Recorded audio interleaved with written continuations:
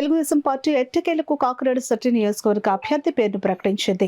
శుక్రవారం తెలుగుదేశం పార్టీ జాతీయ అధ్యక్షులు నారా చంద్రబాబు నాయుడు ప్రకటించిన 3వ జాబితాలో కాకినాడ సిటీ నియోజకవర్గ అభ్యర్థిగా వనమాడి కొండబాబు పేరును ఆయన ప్రకటించారు. దీంతో కాకినాడ నగరంలోని వనమాడి కొండబాబు నివాసం వద్ద జనసేన, టీడీపీ, బీజేపీ కూటమికి సంబంధించిన పార్టీ నాయకులు, కార్యకర్తలు పెద్ద సంఖ్యలో తరలివచ్చి వనమాడి కొండబాబుకు శుభాకాంక్షలు తెలియజేశారు. దీంతో ఆయన నివాసం వద్ద నాయకులు, కార్యకర్తలతో సందడి వాతావరణం నెలకొంది.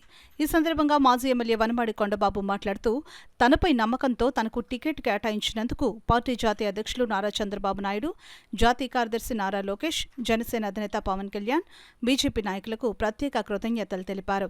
ఈ కార్యక్రమంలో పార్టీ నగర అధ్యక్షులు మల్లిపూడి వీరు, నాయకులు అమాన్ జైన్, గ్రంథి బాబ్జీ, తాజుద్దీన్, అన్సర్, రహీం, తుమ్మల రమేష్, వమ్మి బాలాజీ, పెద్ద, దాలమ్మ, సునీత, గుబ్బల చిన్న పెద్ద సంఖ్యలో పార్టీ నాయకులు, కార్యకర్తలు పాల్గొన్నారు.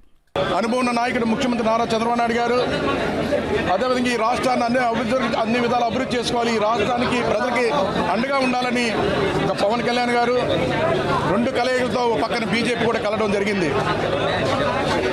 ఈ 3 పార్టీలు కూడా ఈరోజు అధ్యక్షుడు నారా చంద్రబాబు నాయుడు గారు కానీ, పవన్ కళ్యాణ్ గారు కానీ రేపు పరిపాలన చేయడానికి వారితో పాటు ఒక మంచి టీం సెలెక్ట్ చేసుకోవాలన్న ఆలోచనతో ఈరోజు కాకినాడ నగరంలో కూడా దుర్మార్గ పాలన చూశారు మీరు అందరూ కూడా.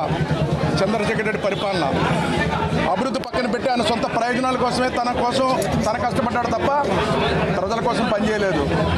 ప్రజలకు ఏదైనా అన్యాయం జరిగితే, ఏదైనా అడిగితే వాళ్ళ మీద కేసులు పెట్టడం, మా నాయకుల మీద కూడా దుర్భాషలు ఆడడం, అదేవిధంగా చాలామందిని కొట్టించడం, రౌడీజం పరిపాలన చేశాడు. ఇలాంటి కాకినాడలో ఈ దుర్మార్గ పాలన ఎదుర్కొని ముందుకెళ్ళాలి అని చెప్పి నా మీద నమ్మకంతో ఈరోజు చంద్రబాబు నాయుడు గారు, పవన్ కళ్యాణ్ గారు ఎంతో నమ్మకం పెట్టి ఈ అవకాశం ఇచ్చారు. వారికి ధన్యవాదాలు తెలియజేస్తున్నాను.